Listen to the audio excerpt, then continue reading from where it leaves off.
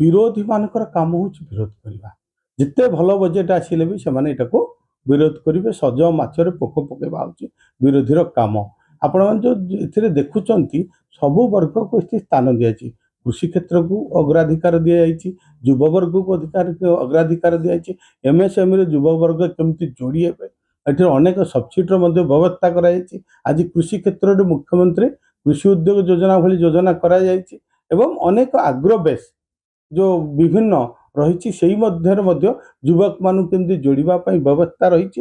ତେଣୁ ନିଶ୍ଚିତ ଭାବରେ ଯଦି ଆମେ ଦେଖିବା ଏ ବଜେଟ୍ ପୁରା ସମ୍ପୂର୍ଣ୍ଣ ଭାବରେ ସବୁ ବର୍ଗକୁ ସୁହାଇଲା ଭଳିଆ ଏ ବଜେଟ୍ ହେଇଛି। ଏବଂ ଯେଉଁଟା ଯୁବବର୍ଗ କଥା କହିଲେ ଏମ୍ଏସ୍ଏମ୍ଇରେ ଆମେ ଯଦି ଦେଖିବା ଏମ୍ଏସ୍ଏମ୍ଇରେ ଏଥିରେ 10,000 କୋଟି ଟଙ୍କାର ଗ୍ରୋଥ୍ ଫଣ୍ଡ ଏଥିରେ ଦିଆଯାଇଛି, ଯାହାଫଳରେ ଏମ୍ଏସ୍ଏମ୍ଇ ସେକ୍ଟର ଯଦି ଗ୍ରୋଥ୍ ହେବ ଆଗକୁ ବଢ଼ିବ ସେଥିରେ ଯୁବକ ଯୁବତୀମାନେ ହିଁ ନିୟୋଜିତ ହେବେ।